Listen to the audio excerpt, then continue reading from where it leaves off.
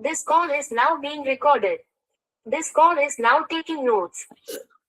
Spine सीधी, 3 बार ओम का उच्चारण और उसके बाद प्रार्थना। ओम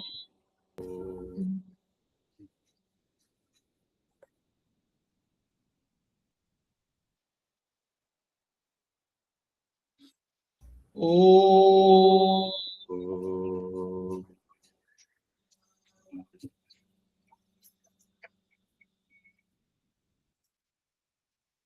ओम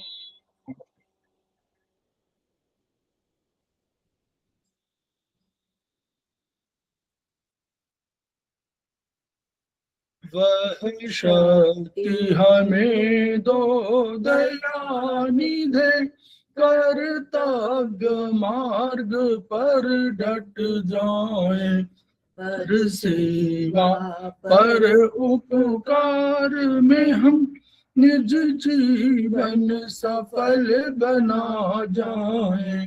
वह शक्ति हमें दो दया निधे, कर्तव्य मार्ग पर डट जाए। हम दीन दुखी निबलों विकलों के सेवक बन संताप हरे, जो है बिछड़े भूले भटके उनको तारे खुद तर जाए।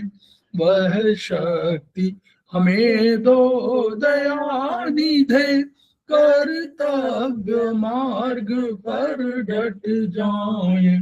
छल द्वेष दंभ पाखंड झूठ अन्याय से निश दिन दूर रहे, जीवन हो शुद्ध सरल अपना शुच प्रेम सुधारस बरसाए। वह शक्ति हमें दो दया निधे, कर्तव्य मार्ग पर डट जाए। जान मान मर्यादा का प्रभु ध्यान रहे, अभिमान रहे, जिस देव भूमि में जन्म लिया, बलिदान उसी पर हो जाए। वह शक्ति हमें दो दया निधे, कर्तव्य मार्ग पर डट जाए। पर सेवा पर उपकार में हम निज जीवन सफल बना जाए।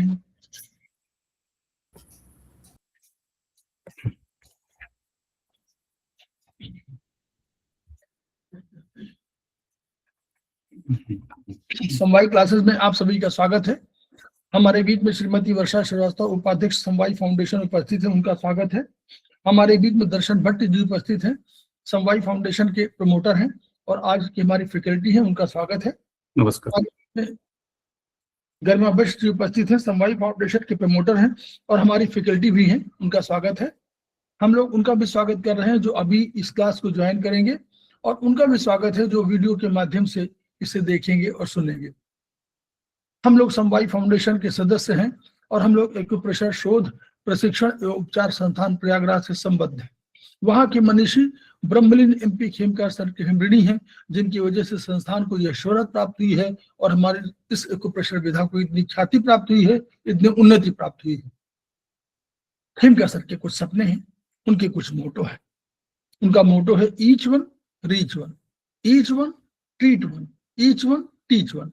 इसी को आपके माध्यम से जन जन जागरण अभियान के तहत सारे विश्व में फैलाने का हमारा सपना है और हमें विश्वास है कि ये विधा जो अपेक्षाकृत कम खर्चीली है, उसका लाभ केवल आपको ही नहीं मिलेगा, आपके घर परिवार पास पड़ोस इष्ट मित्र बंधु बांधवों को ही नहीं मिलेगा, वरन समस्त पीड़ित मानवता को मिलेगा। इसी विचार के साथ हम लोग आज की क्लास की शुरुआत करने जा रहे हैं। आज हम पुनः दर्शन भट्ट जी का स्वागत करते हैं और हम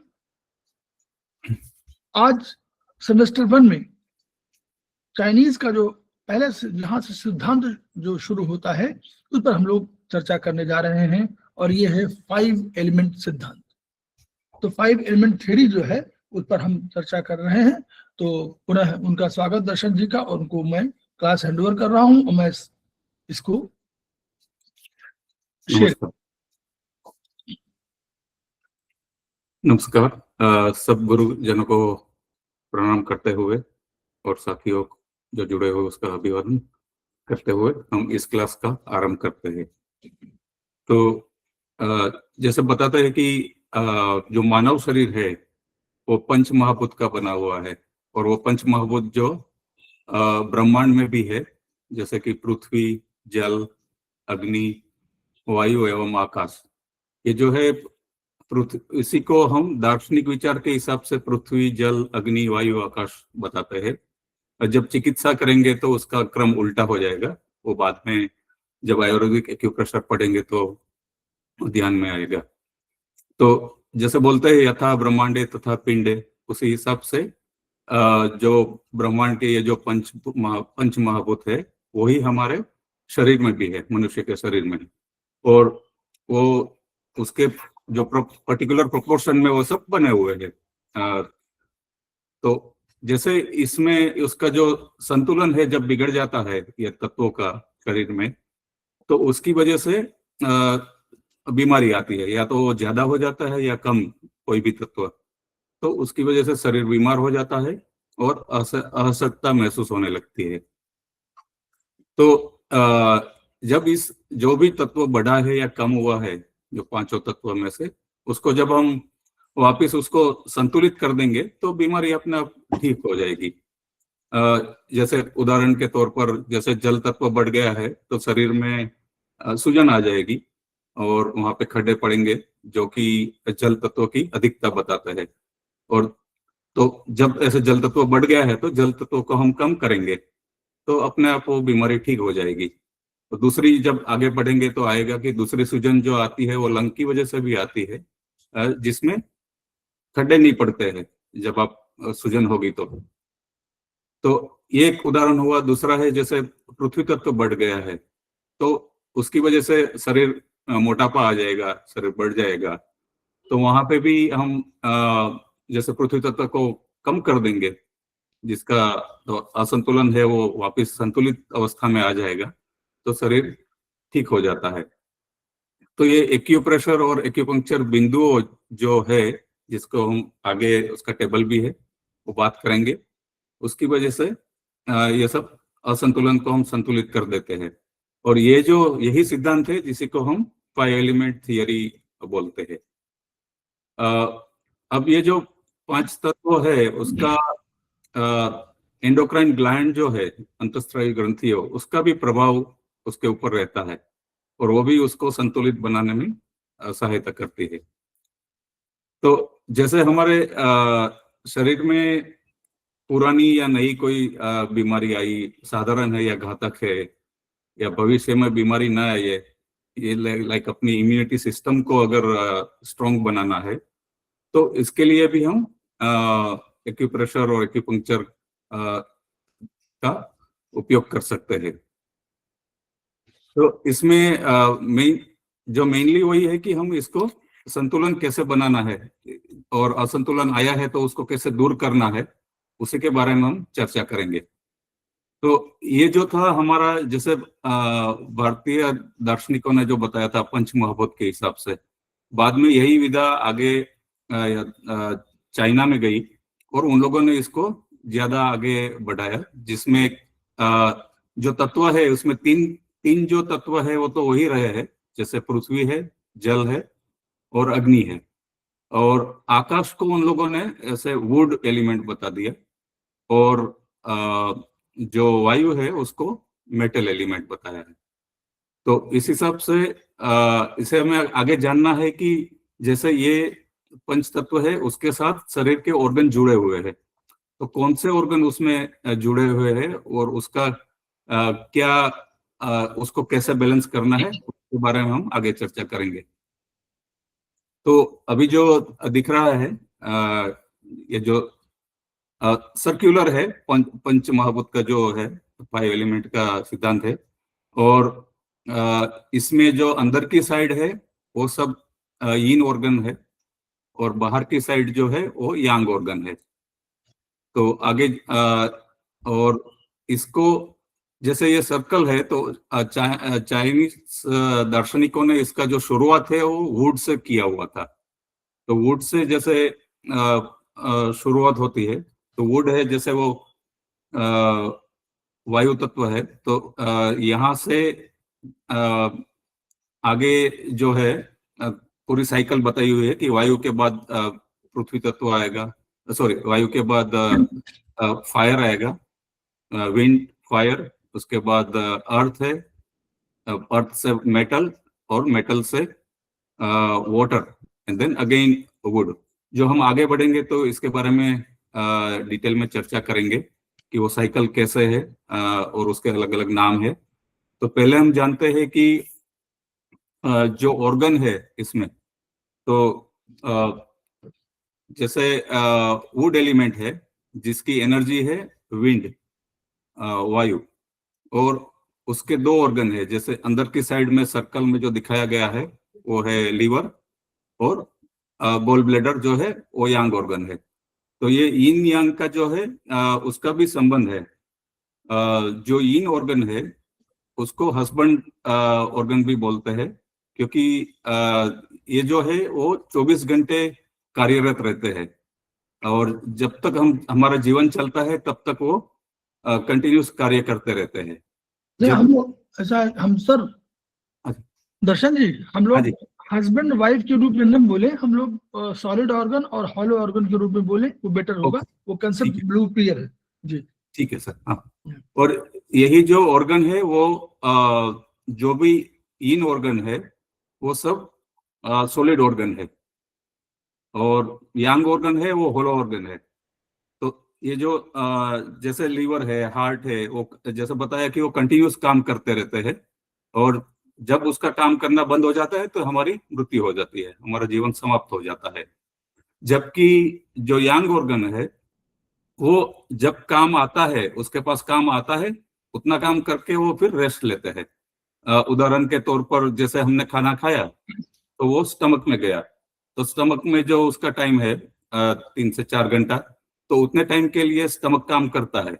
बाद में वो उसको आगे बढ़ा देता है स्मॉल इंटेस्टाइन में, तो उसके बाद स्टमक रेस्ट करता है, जबकि स्मॉल इंटेस्टाइन का कार्य शुरू हो जाता है।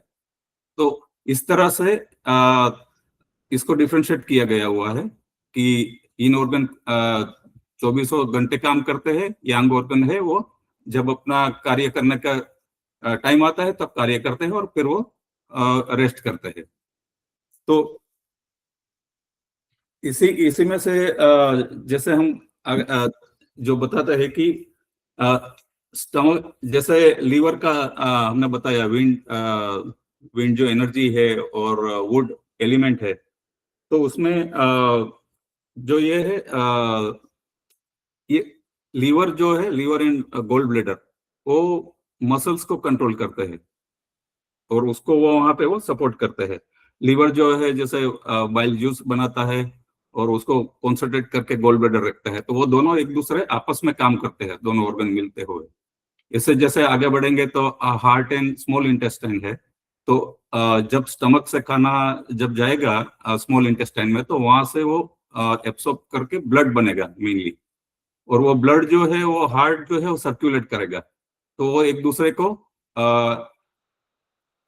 का साथ सहायता करते हैं, और इसलिए वो जुड़े हुए हैं, और उसी हिसाब से यहाँ पे बताए गए हैं। आगे बढ़ेंगे तो जैसे स्टमक एंड स्प्लीन है, तो स्प्लीन जो है वो ब्लड बनाती है, न्यूट्रिटिव चीज जो आगे पढ़ेंगे तब आएगा उसका डिटेल में, वो बनाती है, और स्टमक वही एनर्जी को यूज करता है। और जैसे स्टमक है वो जैसे ही हमारी जब बर्थ होती है तो इनिशियली प्रीनेटल एनर्जी जो किडनी नेक्स्ट जो एलिमेंट है वाटर एलिमेंट में, वहां से आती है, और जैसे ही इमीडिएटली जैसे बच्चे को हम दूध देते हैं तो उससे स्टमक से एनर्जी मिलती है जो पोस्टनेटल बन जाती है, और फिर वो वहां से उससे पूरी एनर्जी पूरी बॉडी को मिलती रहती है।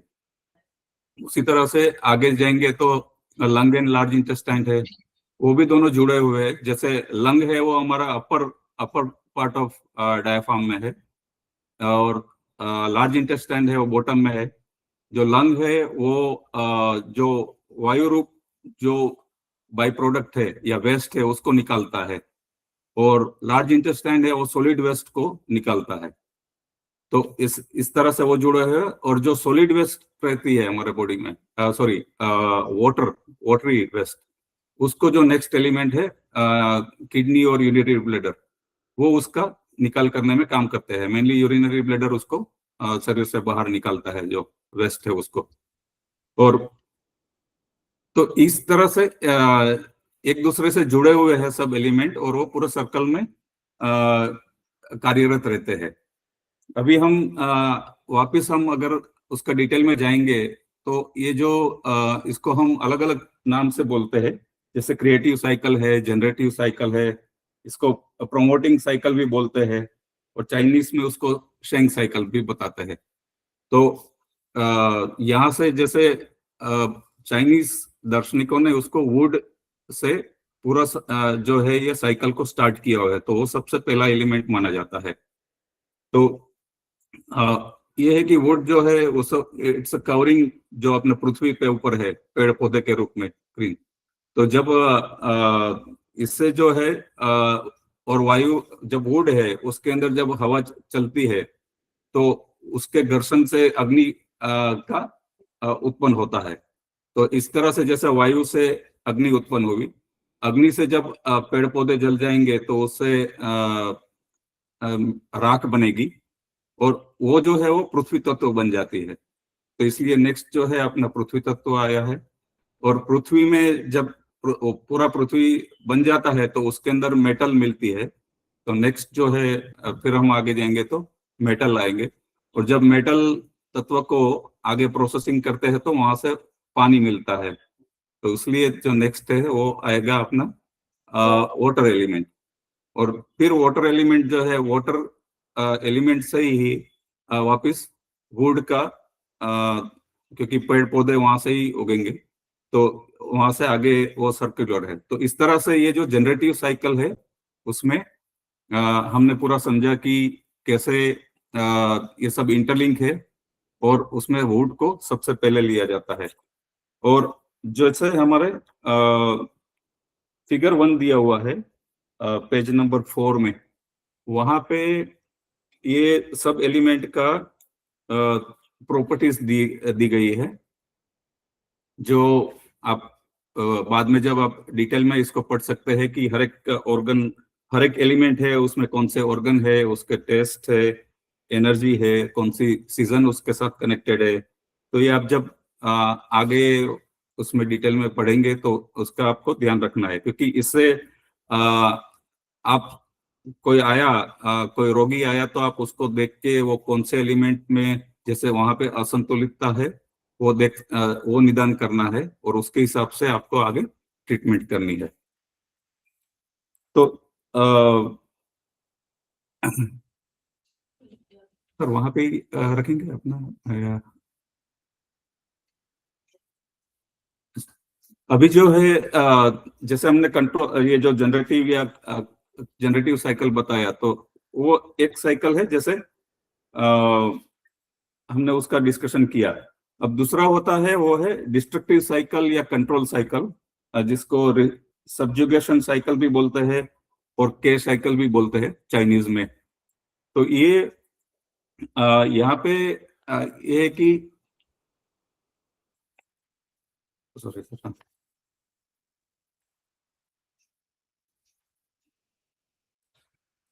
सॉरी पहले हम इसमें डिटेल में जाने से पहले यहाँ पे ही वापस बात करेंगे कि ये जो जनरेटिव साइकिल है उसमें मदर सन का रिलेशन रहता है। तो जब हम बात करेंगे वुड एलिमेंट, तो वुड एलिमेंट जो है हमने पीछे बात की कि पेड़ पौधे जो है वो पानी जब उसमें डालते हैं तो उसका पेड़ पौधे का विकास होता है। तो उस हिसाब से किडनी जो है वो और वाटर एलिमेंट है या उसके जो ऑर्गन है, जैसे किडनी है वो मदर है लीवर की, और इसी हिसाब से रहेगा। तो यूरिनरी ब्लैडर जो है वो मदर है गोल ब्लैडर की। आगे जैसे बढ़ेंगे तो विंड एलिमेंट है, वुड है, वो मदर ऑफ फायर एलिमेंट। और फायर एलिमेंट में हमने दो ऑर्गन की बात की थी, हार्ट और स्मॉल इंटेस्टाइन। इसमें बाकी भी दो एलिमेंट है, जो ट्रिपल वार्मर एंड पेरिकार्डियन। पेरिकार्डियन जो है वो अपने माइंड से जुड़ा हुआ है, मीन्स उसको हम और ट्रिपल वार्मर है वो स्पाइन से है, मीन्स उसको ब्रेन बोलते हैं पेरिकार्डियन को, और ट्रिपल वार्मर को स्पाइन भी बोलते हैं। एंड देन उसको एंडोक्राइन के साथ भी जोड़ा गया है आगे जैसे उसका डेवलपमेंट हुआ है। तो लीवर जो है वो मदर है हार्ट की, और इसी हिसाब से gall bladder is a mother of small intestine, और वो मदर सन रिलेशन है। तो heart is a son of liver. इसी तरह से ये पूरा जनरेटिव साइकिल में मदर सन रिलेशनशिप पूरा एस्टेब्लिश हुआ है। और जब हम इसमें कंट्रोल साइकिल में जाएंगे तो उसमें जो रिलेशन आता है वो जब जैसे बोलते हैं कि बच्चा जो है वो मदर से कुछ सुनता है और उसके हिसाब से कंट्रोल होता है, लेकिन जब वो उसकी बात नहीं मानता है तो आपको ग्रैंड मदर के पास जाना चाहिए। तो वो रिलेशनशिप अभी ये कंट्रोल साइकिल में बताई गई है कि जैसे हम शुरू करते हैं कि फायर है, जैसे अग्नि है, उसको बुझाना है तो हमें क्या करना पड़ेगा, पानी डालना है। तो फायर एलिमेंट है उसको उसका ग्रैंड मदर या ग्रैंड मदर है, इट्स अ वाटर एलिमेंट।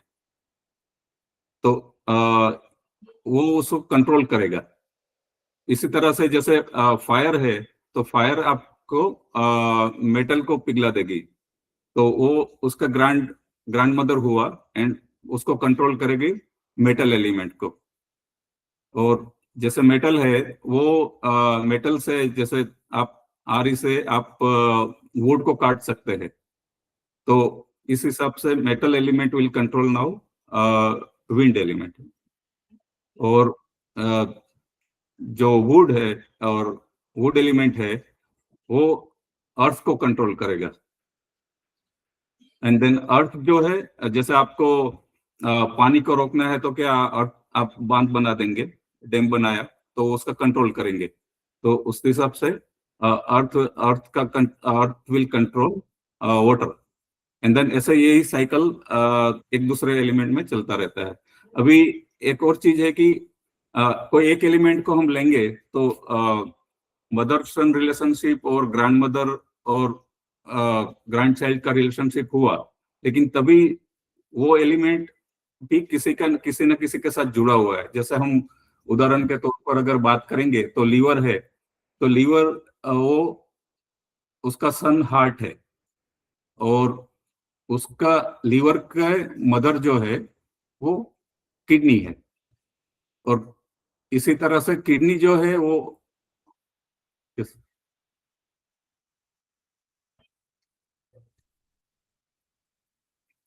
जबकि किडनी ग्रैंड मदर है उसके लिए, लेकिन किडनी अगेन कंट्रोल्ड। जैसे किडनी को अगर हम जैसे सन लेंगे तो उसके ग्रैंड मदर है वो स्प्लीन है। तो इस तरह से कोई एक एलिमेंट है उसके ऊपर बाकी चारों का कहीं ना कहीं से इफेक्ट रहता है, कोई अकेला नहीं है। इसलिए ये सब 5 एलिमेंट की थियरी है और एक दूसरे से जुड़े हुए हैं। आगे बढ़ाएं? हाँ सर।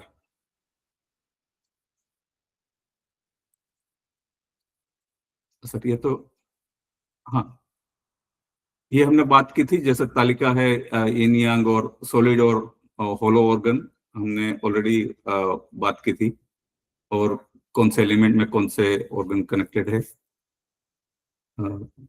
सर बोल रहे थे।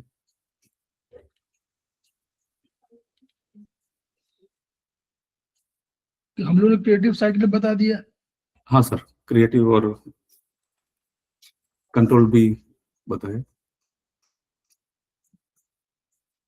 और आगे, और बता, क्रिएटिव, क्रिएटिव, हाँ, इस चार्ट एक सेकंड, ये एक सेकंड, क्रिएटिव साइकिल में और आगे फिर ये वही वाला है। हाँ सर, ये वही है भी।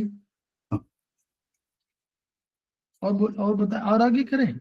हाँ सर, क्रिएटिव कंट्रोल, ये डिस्ट्रक्ट, ये भी कर दिया हमने। हाँ, हाँ, अभी ये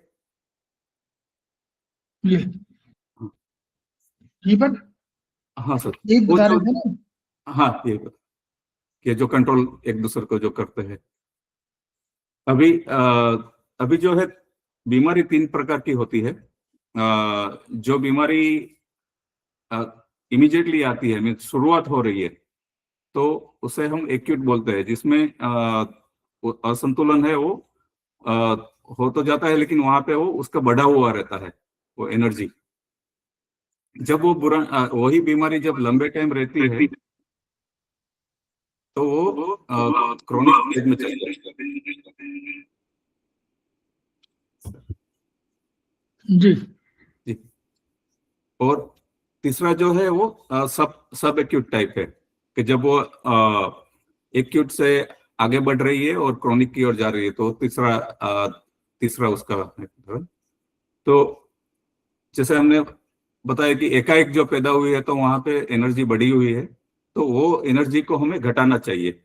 तो जब एक्यूट डिसीज रहता है, उस केस में हमें वहां पे एनर्जी कम करेंगे, तो वो एनर्जी का असंतुलन है, वो संतुलित अवस्था में आ जाएगा और वो बीमारी ठीक हो जाएगी।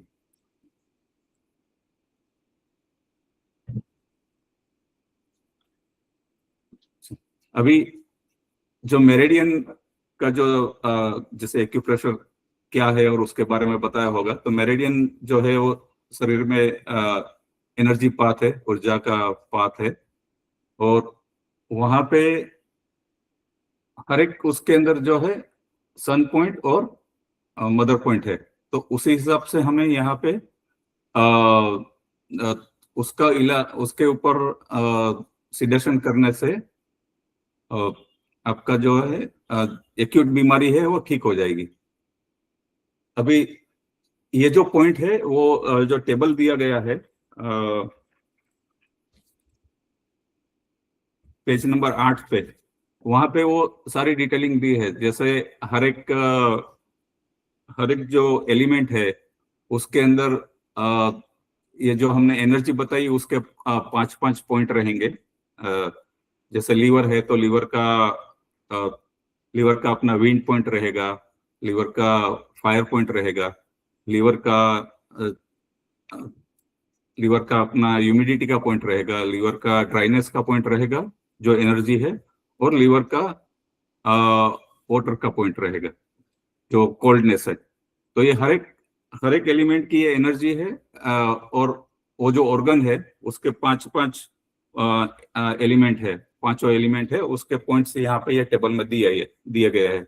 उसमें और भी आगे पॉइंट दिए गए हैं, जो जब हम आगे पढ़ेंगे तो उसका डिस्कशन होगा। तो अभी हम जो बात करेंगे कि जैसे सर पीछे अभी जाएंगे आगे। हाँ सर, आगे।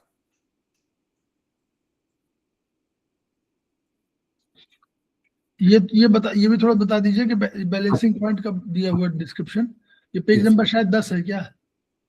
हाँ, 10 है। 10 नंबर है। हाँ, ये देखिए, organ balancing, tonification, sedation point. अभी जैसे ये 12 ऑर्गन है, तो 12 ऑर्गन के पॉइंट्स दिए गए हैं, और ये बहुत महत्वपूर्ण है। जैसे इसको आप इसका जेरोक्स अपने पास रखना ही चाहिए कभी भी यूज है। जैसे लंग है, तो अभी लंग के अंदर जैसे आपको खांसी आ रही है, खांसी है तो उसका मतलब है कि बहुत ज्यादा आवाज के साथ आपको खांसी आ रही है, तो वो एक्सेस एनर्जी हो गई, वहां पे एनर्जी बढ़ गई है। तो एनर्जी जब बढ़ गई है तो आपको उसको सिडेट करना है। तो उदाहरण के तौर पर हम लंग के लिए जो है सिडेशन पॉइंट सब यूज करेंगे। तो जो खांसी आ रही है उसका, आवाज वाली बड़ी खांसी है, उसका एनर्जी का असंतुलन जो है वो संतुलित अवस्था में आ जाएगी और आपका एक्यूट है वो बीमारी ठीक हो जाएगी।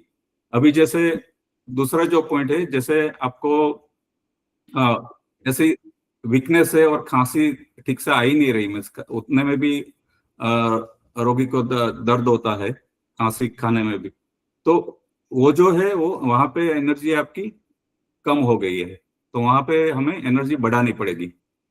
तो ये जो वहां पे हम टोनिफिकेशन वाले जो पॉइंट है LU9, UB13 और UB20, SP3 ये यूज करेंगे। और बैलेंसिंग पॉइंट है वो जब आप ऑर्गन को बैलेंस रखने के लिए, जैसे कभी कोई आपको लग रहा है कि ऑर्गन का ऐसा बैलेंस बिगड़ रहा है, तो आप उसको बैलेंसिंग पॉइंट कभी भी लगा सकते हैं और उसको आप यूज कर सकते हैं। इसी तरह से सब ऑर्गन के दिए गए हैं और ये चार्ट बहुत महत्व का है, जिसे हमें अपने पास रखना चाहिए, कभी भी हैंडी रहना चाहिए।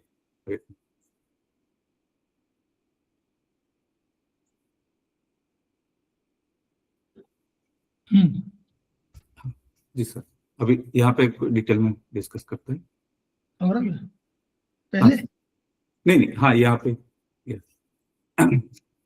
थोड़ा पीछे जाएंगे सर, और जो ये हाँ यहाँ पे अभी जैसे लंग है, तो लंग का वाटर पॉइंट जो टेबल में दिया गया है वो LU5 है।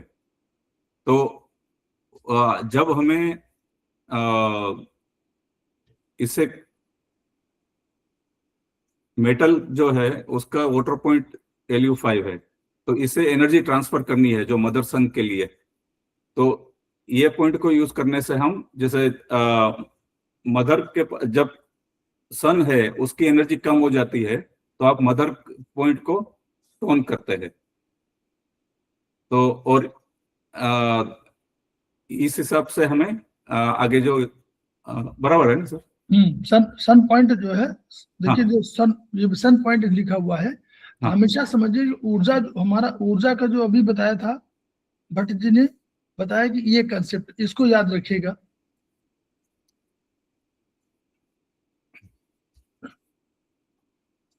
ये साइकिल, इसमें ऊर्जा का ये जो किनारे किनारे दिया हुआ है बिल्कुल पेरिफेरी में, वो बता रही है कि ऊर्जा ऐसे ऐसे बढ़ रही है।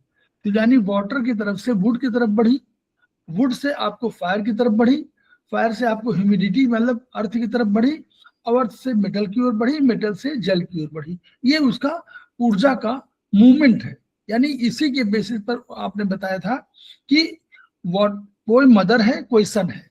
तो जब सन क्या है, एनर्जी सन में अगर कोई भी पॉइंट आप यूज करेंगे, सन पॉइंट, तो वो ऊर्जा को खींच लेगा।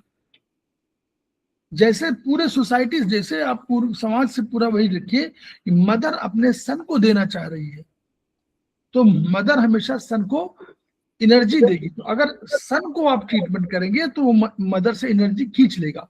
लेकिन अगर किसी ऑर्गन के मदर पॉइंट को आप करेंगे तो एनर्जी बढ़ा देगी। बस ये कंसेप्ट है। इसीलिए मदर पॉइंट हमेशा टोनिफिकेशन पॉइंट कहलाते हैं और सन पॉइंट हमेशा सिडेशन पॉइंट कहलाते हैं, on the basis of this theory. ये जो बताया आप बता रहे हैं कि जिस सन पॉइंट है LU5 is the water point of lungs. Lungs में ही है, स्थिर लंग्स में ही है, उसी में जगह पर है।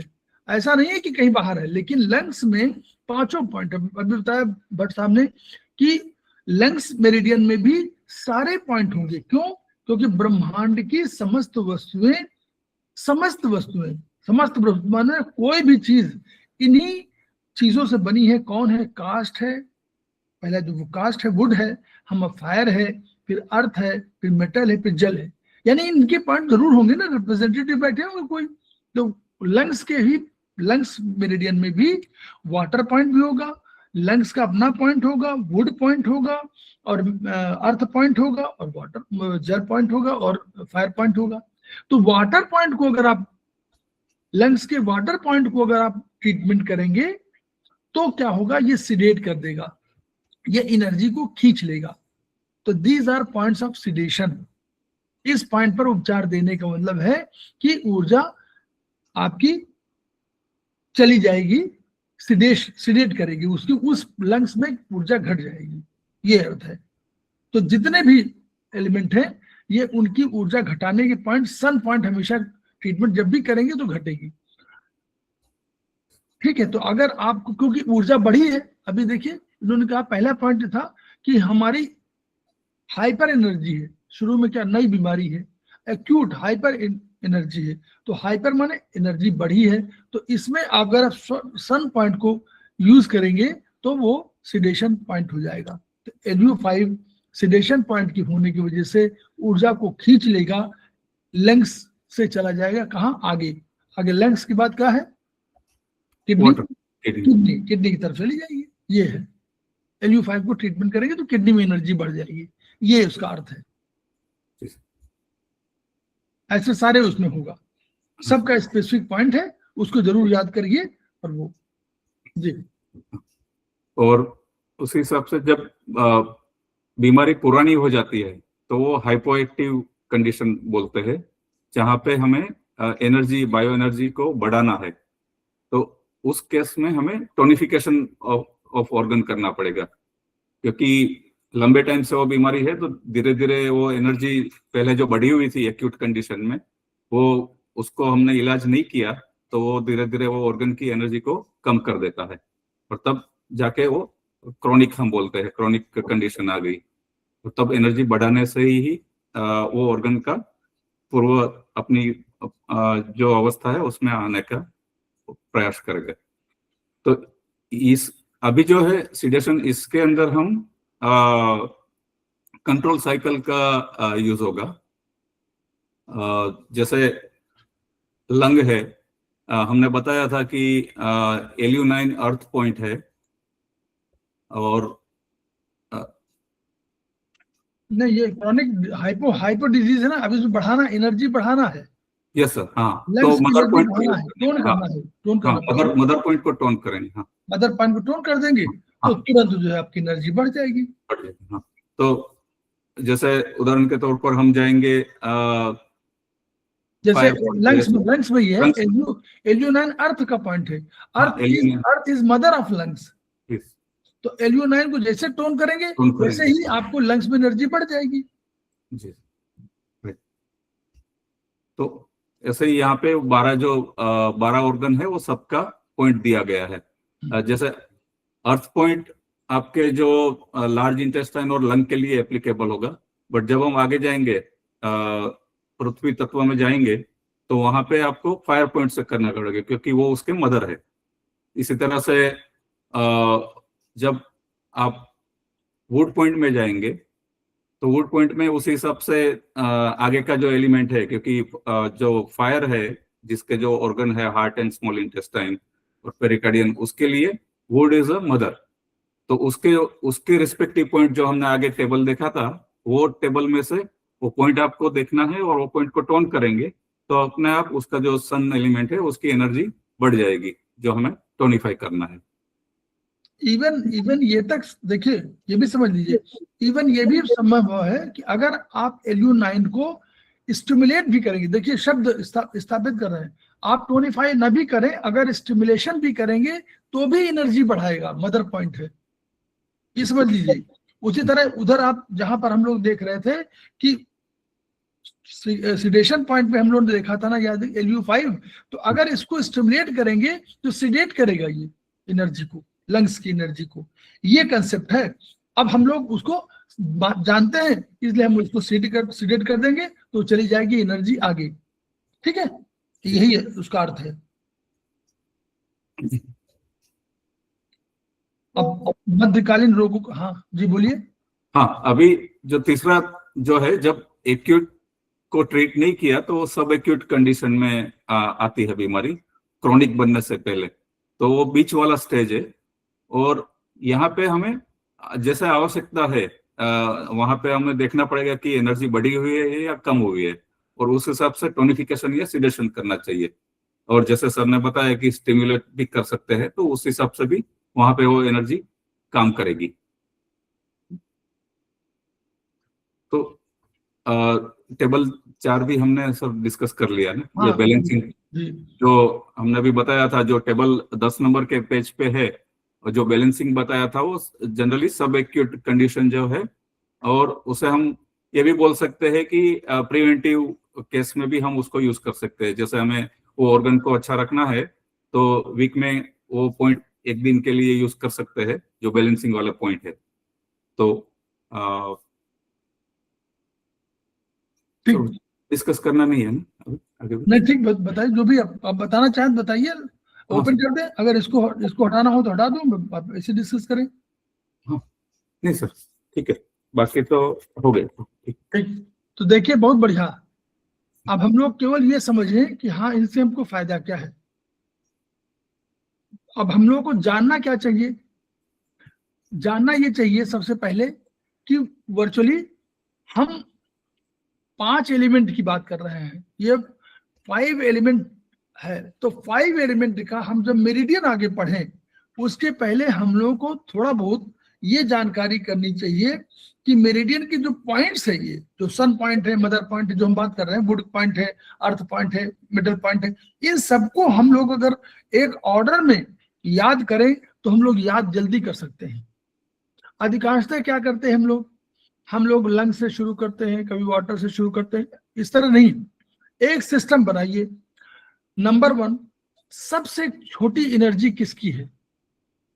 सबसे मतलब छोटे पॉइंट्स कितने हैं? 14। सबसे पॉइंट मतलब इसकी क्या कहते हैं, जो इन से शुरू करिए तो 14 पॉइंट आपके पास, वैसे हार्ट में है 9, तो 14 पॉइंट आप लीवर में है। तो लीवर और फिर किडनी, स्प्लीन, फिर किडनी। लीवर में 14, स्प्लीन में 21 और किडनी में 27। आप एक ऑर्डर बनाइए और इनके पॉइंट लिखिए। पहले वुड पॉइंट, दूसरा फायर पॉइंट, तीसरा अर्थ पॉइंट, चौथा मिडल पॉइंट, पांचवा पॉइंट। और इसको लिख करके आप एक चार्ट बनाइए। 1 2 3 4 8, 1 2 3 5 9, 1 2 3 7 10। तीनों का क्लियर हो गया। आप सबके 1 2 3 कॉमन है, तीनों में 1 2 3 सब में कॉमन है। आपको उधर क्या करना है, एक में 4 8 है तो दूसरे में 4 की जगह 5 है, उधर 9 है। तीसरे में 7 है और 10 है, तो उधर 8 9 10 है, इधर 4 5 और 7। तो इतना ये आपको तुरंत याद हो जाएंगे। और वो भी इधर 14 21 और 27। तो 14 21 27 का 3 का मेरिडियन आपको सारे पॉइंट याद हो। 1 2 3 4 8, 1 2 3 5 9, 1 2 3 7 10, ऐसे याद हो जाएंगे। फिर आप अभी अभी इन में रहिए, फिर उधर देखिए लंग्स, हार्ट और पेरिकार्डियम। पेरिकार्डियम और हार्ट में दोनों में 9 पॉइंट है और 11 पॉइंट है किसमें? लंग्स में।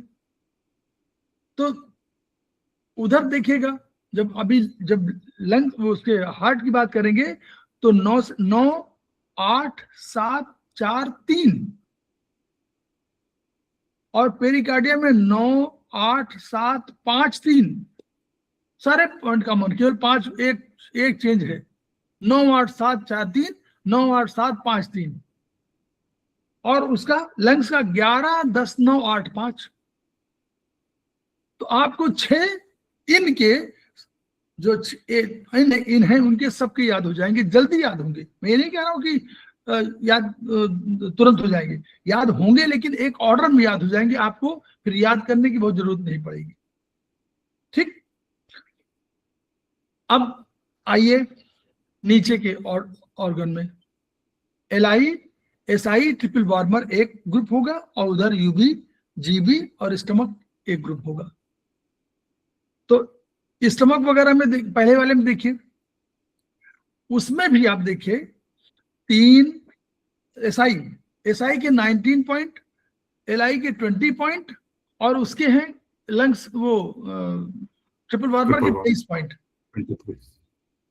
तो 19 20 23 ये ऑर्डर को हो गया बढ़ते क्रम में। उसके पॉइंट कैसे शुरू होंगे? 9 8 7, वो सॉरी, ये हम बात कर रहे हैं ट्रिपल उसके एसआई की बात कर रहे हैं ना, एसआई की। तो एसआई के 3, 5, 8, 1, 2, 1, 2 कॉमन है लास्ट में, 3, 5, 8, 1, 2। एलआई के 3, 5, 11, 1, 2 और ट्रिपल वार्मर के 3, 6, 10, 1, 2। क्लियर हो गया आपको? बहुत सरल तरीका। ऐसे हमने कोशिश किया कि कैसे याद हो, याद ही नहीं होता था, तो एक ऑर्डर बनाया कुछ, तो उस ऑर्डर में तो उससे सरल हो गया कि 1, 2 कॉमन है ट्रिपल वार्मर में, एसआई में, एलआई में 1, 2 वाला लास्ट वाला 2 मेटल और वाटर कॉमन, और 3, 5 भी कॉमन। देखिए 3, 5, 8, 1, 2, 3, 5 11, 1, 2 और 3, 6, 10, 1, 2। तो 3, 5, 2 में कॉमन और 3, 6 एक एक नंबर का अंतर हुआ। फिर अब बचा, अब लास्ट बचा हमारे पास स्टमक का पहले गालब्लैडर 44, स्टमक 45 और वो 67। लास्ट के 2 पॉइंट देखिएगा, दोनों में एक का 44 है, एक का 45 है, एक का 67 है। लास्ट के 2 पॉइंट जो हैं आपके, जो लास्ट पॉइंट है वो मेटल का पॉइंट है। लास्ट जैसे गालब्लैडर में 44, 43 हो जाएगा, 44 मेटल का पॉइंट, 43, 44, 43 उसका हो जाएगा 45, 44 और उसका हो जाएगा 67, 66 है। ये लास्ट के पॉइंट, मेटल के पॉइंट आपका नंबर मतलब सबसे बड़ा पॉइंट होगा, उससे छोटा उसके बाद दूसरा वाला हो जाएगा। तो ये 2 पॉइंट पहले तय हो गए। अब इधर आ जाइए, इधर आ जाइए। गालब्लैडर में जब 45, 44 आप कर चुके, वो 44 और 43 कर चुके, तो अब तक 2 तो पॉइंट खत्म हो गए। तो यहाँ 41 से शुरू कर दीजिए, 41, 38, 36। फिर उधर 45, 44 तो खत्म हो गए, यहाँ 43 से शुरू कर दिए, 43 और फिर शायद आएगा 41 और 36 और फिर वो 67 और 66 तो खत्म हो गया, 65 से शुरू हो जाएगा, 65 और फिर 60 और शायद 65, 60, 54। बस 3 पॉइंट आपको तो याद कम करना पड़ेगा, ऑर्डर अधिक याद रखना पड़ेगा। इस तरह सारे पॉइंट आपको याद हो जाएंगे। दूसरा, ऑर्गन सोर्स पॉइंट याद करने का तरीका क्या होगा? ऑर्गन सोर्स पॉइंट में आप करिए कि आप जो ऊपर वाले पॉइंट हैं लंग्स के, इनके पॉइंट याद करना नहीं है, इनके सारे पॉइंट जो है, जो इन ऑर्गन है उसके अर्थ पॉइंट ही ऑर्गन सोर्स पॉइंट होते हैं। ये मालूम है ना सिद्धांत? यस ऑर्गन के जी सर, सारे अर्थ पॉइंट ही उनके ऑर्गन सोर्स पॉइंट होते हैं। तो इनकी तो बात ही छोड़ दीजिए, अब यांग की केवल बात करें हम, तो ऊपर के 3 जो हाथ में है वो ऊपर वाले, जो पैर में हम नीचे वाले, यही तो मानते हैं हम लोग। तो हाथ में हमारे पास 3 मेरिडियन है, एसआई, एलआई और ट्रिपल वार्मर।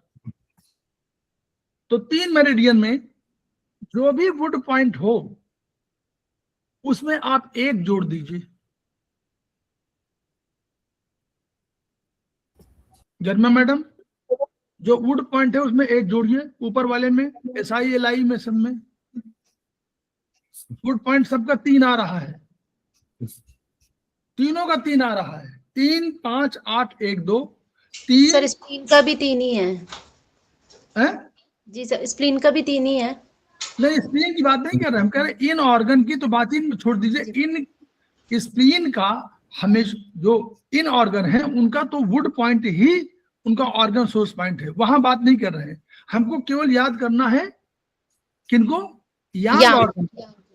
तो यांग ऑर्गन के जो ऊपर के 3 यांग ऑर्गन है वो ऊपर के 3 है, SI, LI, triple warmer. Manoj ji, Darshan ji, yes sir, ऊपर के 3 ऑर्गन है वो केवल एसआई, एलआई और ट्रिपल वार्मर है, सबका 3 पॉइंट है वुड पॉइंट। 1, 2, 3, 3 5, 8, 1, 2, 3, 5, 11, 1, 2, 3, 6, 10, 1, 2, 3 तो जी सर, 3 कॉमन है। तो इनमें 1 ऐड करना है तो आपका हो जाएगा 4, सबका 4 पॉइंट है। Organ source point is 4। Yes. इनका तय हो गया। Yes. नीचे के ऑर्गन 3 बचे, यूबी, जीबी और स्टमक। इनके जो वुड पॉइंट हों उनमें एक घटा दीजिए जी जी इनमें एक घटा दीजिए। हम्म। तो इनमें जैसे एक घटाएंगे वैसे ही आपका ऑर्गन सोर्स पॉइंट निकल आएगा। तो Yes. ऑर्गन सोर्स पॉइंट को भी हम लोग समझ जाएंगे बड़े आसानी से। कुछ पॉइंट फिर हम लोगों को उससे निगेशन और उससे जोड़ना पड़ेगा, क्लॉज ऑफ निगेशन से, कि भाई ये नहीं होगा, ये पॉइंट वहां आ चुका तो ये पॉइंट नहीं आएगा।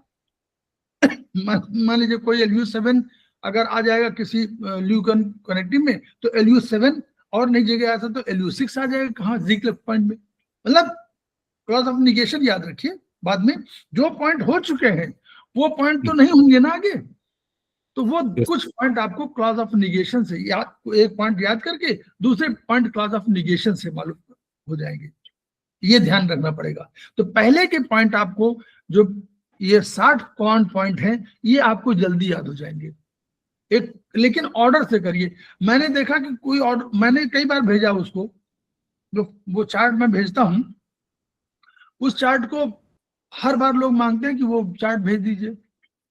उस चार्ट को मैंने कहा कि उस चार्ट को एक बार आप लोग अपने हाथ से बना के टांग दीजिए, जहां बैठते हो वहीं बगल में टांग दीजिए, तो आपको याद करने के आसान तरीके हो जाएंगे। मैं ये नहीं कह रहा हूं कि तुरंत याद हो जाएगा, याद होगा, लेकिन थोड़ा सा ध्यान देने पर आपको सरलता यह रहेगी कि आपको इस ऑर्डर में मालूम पड़ेगा कि ऐसे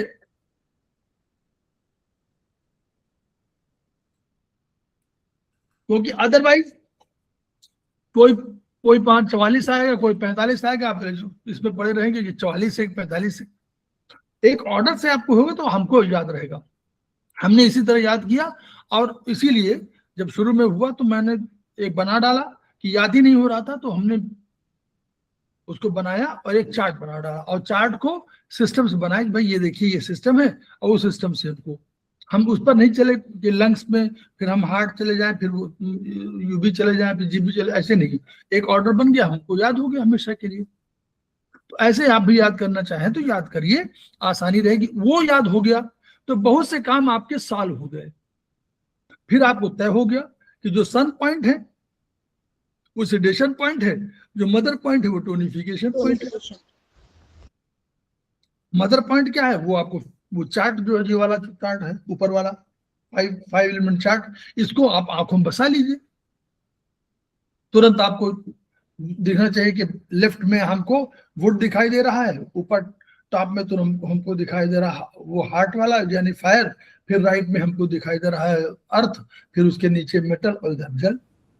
तो ये जब दिखाई देने लगेगा तो आपको वो चार्ट कंट्रोलिंग साइकिल और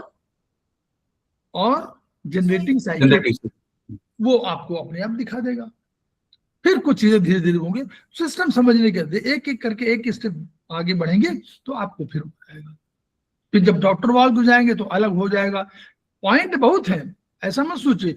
हाँ, टुकड़ों टुकड़ों में याद करेंगे तो याद अधिक होगा। कि आप जैसे जब धीरे धीरे समझें, एक पॉइंट को आप देखिए, मान लीजिए आपको याद करने का तरीका, तो एक किताब हमारे पास है ट्रीटाइज 2, उसमें सब पॉइंट्स का डिस्क्रिप्शन है। आप उस पॉइंट को डिस्क्रिप्शन में आप मत करिए अधिक पॉइंट, एक पॉइंट छांट लीजिए। मान लीजिए आपको कहना है कि LU7, या आप कहते हैं कि भाई डिस्टल पॉइंट है, आपने देखा LI4 है, तो LI4 को आप छांट लीजिए कि LI4 को आज हम देखेंगे LI4 करता क्या है। फिर आपने कहा LU7 भी है, तो आपने फिर देखा LU7, उसको देख लीजिए LU7 करता क्या है। तरीका बता रहा हूँ शुरू से, सेमेस्टर 1 से। फिर उसके बाद आप देखिए कि तो उसमें है, उसमें SP6 लिखा हुआ है, तो SP6 को देख लीजिए। फिर उसमें लिखा SP36, क्या उसका फंक्शन है। 7 पॉइंट का अगर आप डिस्क्रिप्शन एक बार देख लेंगे तो फिर 7 पॉइंट जल्दी भूलेंगे नहीं। जब सिद्धांत पढ़ने लगेंगे तो ऑर्गन सोर्स पॉइंट का सिद्धांत मालूम है आपको, वो भी नहीं भूलेंगे धीरे धीरे कि ऑर्गन सोर्स पॉइंट करता क्या है। फिर आप जब डिस्टल पॉइंट पे चले गए तो आप चले जाइए जो आपके 8 पॉइंट बहुत एक्स्ट्रा, वो क्या बोलते हैं, बहुत महत्वपूर्ण इंपॉर्टेंट स्पेशल इंपॉर्टेंस वाले हैं। उनमें देखिए कि भाई UB11 क्या करता है, तो आप उसको समझ जाएंगे। BB11 हो जाएगी, उसको देख लीजिए कि एक बार देखिए जरूर, ताकि आपको वो मेमोरी में जाए। मेमोरी ब्रेन ऐसे मेमोराइज करता है ना, जब से बार बार पढ़ते हैं तो उसको तुरंत याद कर लेता है वो, तो उसको मेमोरी में डालने में, जैसे आप कंप्यूटर में करिए, बार बार एक शब्द का उल्लेख करिए तो वो नाम आपको फिर तुरंत खटाक से ऐड कर देता है अपने आप ही, है ना, करता है ना, ऐसे ही वही ब्रेन भी यही करता है। जी सर। तो ब्रेन तुरंत उसको यूज करता है, तो आप वैसे यूज करिए। तो धीरे धीरे करके सब पॉइंट आपको समझ में आएगा। UB11 हो जाएगा, आप GB39 हो जाएगा, GB34 हो जाएगा, UB17 हो जाएगा, CV17 हो जाएगा, उसका CV12 हो जाएगा। ये सारे पॉइंट जब 7-8 पॉइंट ये हो जाएगा, आपको पॉइंट का कितना बढ़ता चला जाएगा शुरुआत में। फिर आप आगे बढ़े आपने पढ़ा कि ज़िग्लर पॉइंट है, आपने तुरंत मालूम हो गया। ज़िग्लर पॉइंट आपने देखा, लियो कनेक्टिव पॉइंट और ज़िग्लर पॉइंट में डिफरेंशिएट कर लीजिए। जो लियो कनेक्टिव पॉइंट होगा वो ज़िग्लर पॉइंट नहीं होगा। तो क्लॉज ऑफ, जब आप एक पॉइंट याद करेंगे दूसरा क्लॉज ऑफ नेगेशन से तुरंत निकाल लीजिए कि ये तो नहीं हो सकता, ये तो LU6 माने आपने कहा ये हमारा ज़िग्लर पॉइंट है, तो LU6 तो नहीं हो सकता, लियो कनेक्टिव पॉइंट LU7 हो सकता है। ऐसे आपको सारे पॉइंट धीरे धीरे करके अगर आपको 365 पॉइंट को याद करने की जरूरत थोड़ी ना पड़ेगी। आपको अगर 100 पॉइंट याद है, आपका काम ट्रीटमेंट के दृष्टिकोण से हो गया। तब फिर नेक्स्ट स्टेप में आइए, the importance of point. Why CV12 very important. जब कंसेप्शन लेसन पढ़े तो CV12 क्यों इंपॉर्टेंट है, तब आप कह रहे हैं कि अरे वो तो उधर भी पॉइंट है, वो फ्रंट शू पॉइंट है, बैक शू पॉइंट है। अब बैक शू फ्रंट शू पॉइंट का इंपॉर्टेंस समझने लगे कि इन एनर्जी घटी है, तो आपको अगर उसको टोन करना है तो हमारे पास एक एनर्जी है, इन एनर्जी जो हमारा फ्रंट शू पॉइंट है। यांग एनर्जी बढ़ी है, घटाना है, तो ये तरीका हमारे पास है। फिर आप समझने लगे कि इन यांग, जब आप कंसेप्ट होगा तो यानी जो भी बताया गया कि इन यांग, सबसे पहले यांग माने हम यांग और इनकी तुलना पुरुष और नारी से न करें, लेकिन नेचर के हिसाब से देखेगा। इसीलिए बार बार लोग नारी पुरुष की तुलना कर रहे हैं उसकी। वो कह रहे हैं कि यांग का नेचर है बाहर निकलना, मूवमेंट, फैलाव। तो विस्तारवादी कौन है, बाहर अधिकांशतः बाहर कौन निकलता है, बस उससे समझ में आ जाएगा कि ये यांग निकल रहा है बाहर। यांग फैलाव चाहता है, इन फैलाव नहीं चाहती है, ठहराव चाहती है, स्थिर चाहती है, स्थिरता चाहती है। तो यहां से कंसेप्ट समझ में आने लगेगा कि पहले कोई एनर्जी अटैक करेगी तो वो यांग एनर्जी होगी। वो यांग बाहर रक्षा कर रहा है, तो जो द्वार पे बैठा होगा वही तो पहले लड़ेगा। किले से तुलना करिए, याद करिए, जो आपने भारतीय कंसेप्ट में समझ लीजिए, जो आप समझते पढ़ते इतिहास भूगोल में जो पढ़ा है वही आपको याद करिए। किला है, शरीर एक किला है। किले में बाहर रक्षा कौन करता है, कोई सैनिक करेगा जो बाहर वाला सैनिक है, भाला लिए हुए है, वो लिए हुए है। तो हमारे पास हमने पढ़ा है टाइप्स 2 में 7 में कि बाहर रक्षा करने के लिए डिफेंसिव एनर्जी है। तो डिफेंसिव एनर्जी कंट्रोलर कौन है, लंग्स है। तो इसका प्रभावित होगा पहले ऐसे। तो इसका लंग्स की एनर्जी जरूर हमको क्रिएट करनी है। तो हम डिजिटल पॉइंट देख रहे हैं, हमने कहा कि एनर्जी आई, हमारे पास 2 पॉइंट, सिंपल से पॉइंट हमारे पास है। कोई एनर्जी अटैक कर रही है, सर्दी है, गर्मी है, कुछ भी, सब भी एनर्जी, ठंडक भी करेगी तो भी एनर्जी बढ़ाएगी। ऐसा मत सोचिए कि ठंडक घटा रही ना। ठंडक जब एनर्जी के रूप में अटैक करेगी तो ठंडक में एनर्जी, गर्मा मैडम, बड़ी होगी। बड़ी होगी। तो बड़ी होगी, तो बड़ी होने पर हमारे पास 2 पॉइंट है। तुरंत हमारे पास दिमाग आया। हम अधिक पॉइंट की बात ही नहीं कर रहे अभी, हम प्रोटोकॉल की बात नहीं कर रहे। हमारे पास तुरंत 2 आया पॉइंट कि अगर अटैक करेगी तो हमारे पास पहली एनर्जी कौन है, बोलिए। LU7 हमारे पास, हाँ, लंग्स, मतलब पहली एनर्जी लंग्स की है। तो उसका लंग्स का 7 पॉइंट इतना इंपॉर्टेंट क्यों है, क्योंकि वो लियो कनेक्टिंग पॉइंट है। वो क्या करता है, वो रास्ता खोलता है। एनर्जी आई, पहले यांग एनर्जी अटैक की, उसने लंग्स पर अटैक कर दिया, लंग्स पर तो अटैक किया, वही तो अटैक कर रही है, वही डिफेंसिव, तो शरीर पर अटैक किया, यांग एनर्जी है उसको बाहर निकाल देना है, वहां से हटाना है, यहाँ पर नहीं रहना, तो LU7 उसको बाहर निकाल देगा। ऐसा तो नहीं ना एनर्जी बाहर चली जाएगी, ऐसा नहीं होगा, एनर्जी डिस्ट्रीब्यूट कर देने से शरीर में आपका बैलेंस हो जाएगा। हम लोग दर्शन जी ने भी क्या कहा, बैलेंस, जीवन में बैलेंस, तो उसी तरह एनर्जी बैलेंस। दूसरा एक एनर्जी है हमारे पास Li4। हमने कहा कि अगर कोई यहां से लेकर के माथे से लेकर गले तक कोई भी चीज हो तो हम डिजिटल पॉइंट हम Li4 का इस्तेमाल करें, डिजिटल पॉइंट, तो हम तुरंत हमारा तुरंत पॉइंट, भाई पहले अटैक तो ये दिख रहा ना, नाक, ये तो ये जी सर, कोल्ड होता है तो नोज, रनिंग नोज होगा या फिर, तो पहला एनर्जी यहीं आई, तो तुरंत हम लोग हमारे पास 2 पॉइंट है, Li4 और LU7, 2 पॉइंट पर आप करेंगे। मैं ये नहीं कह रहा हूं कि बढ़िया ट्रीटमेंट है, लेकिन ये इतना ट्रीटमेंट है कि आपको राहत दे देगा। आप UB17 करें या ना करें, GB16 करें कि ना करें, गवर्निंग वेसल 16, UB12 करें ना करें, वो अलग पॉइंट है, लेकिन 2 पॉइंट आपके हमेशा दिमाग में रहने चाहिए। सीखना ऐसे है, ऐसे सीखा जाएगा, और तभी मैच्योरिटी क्या है, हमको सीखना भी है, लगाना भी है। लेकिन अगर थ्योरी नहीं मालूम है तो हम कैसे ज्ञान आगे उसको इम्प्लीमेंट कर पाएंगे तुरंत। मतलब ऐसे एनर्जी, हमारा रक्त कम है, हमको तुरंत रक्त की कमी को पूरा करना है, कैसे पूरा करें, हमको मालूम है कि कुछ तो पॉइंट हमको मालूम है। चलिए हम टोन सिगरेट नहीं भी करते, मेथी तो हम जानते हैं, बैलेंसिंग तो जानते हैं, अभी बैलेंसिंग पॉइंट की बात किया दर्शन जी ने कि अगर कोई ऑर्गन बैलेंस नहीं है तो बैलेंस तो कर दीजिए। तो हमारा, हम जो जानते हैं कि हम ये कर सकते हैं, UB17 हमारे पास पॉइंट है, कहता है कि फ्लूइड का पॉइंट है, तो हमको रक्त में, हमने पढ़ा BHB कि रक्त में 2 चीजें होती हैं, एक होते हैं कण और एक होते हैं प्लाज्मा। जल 91% है, तो जल 91% है, तो हमको वो फ्लूइड भी तो बढ़ाना है, तो फ्लूइड का पॉइंट हमको मालूम है। हमको मालूम है कि हमारे प्लेटलेट कम है, या हमारे RBC कम है, WBC कम है, हमारे पास मालूम है GB39 एक मेडुलरी पॉइंट है, इसको बोलते हैं बोन मैरो का पॉइंट, तो हम बोन मैरो पॉइंट लगा देंगे। टोन करें सिलेक्ट करें अलग पॉइंट है, हम कह रहे हैं मेथी तो लगा देंगे। स्टिमुलेशन शब्द है, तो स्टिमुलेट, तो हमने मेथी लगाया तो स्टिमुलेट तो कर ही दिया, उस पॉइंट को स्टिमुलेट किया, कहीं छुआ, टच किया, वहां लगाया, मेथी लगाया, स्टिमुलेट कर दिया, स्टिमुलेशन पॉइंट हो गया।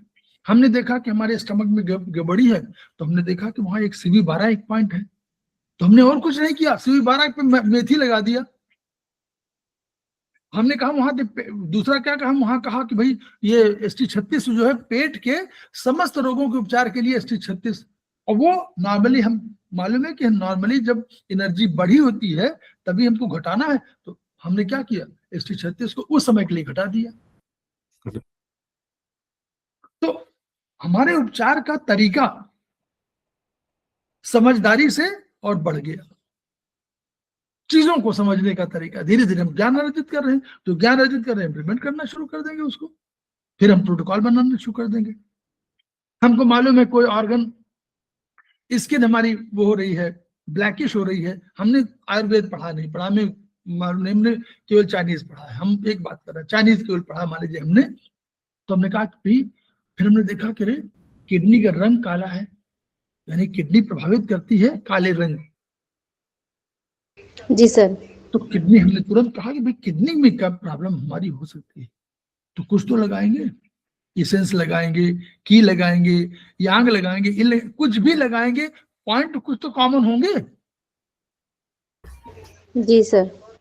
तो फायदा तो आपको हो जाएगा, कोई भी पॉइंट लगाएंगे।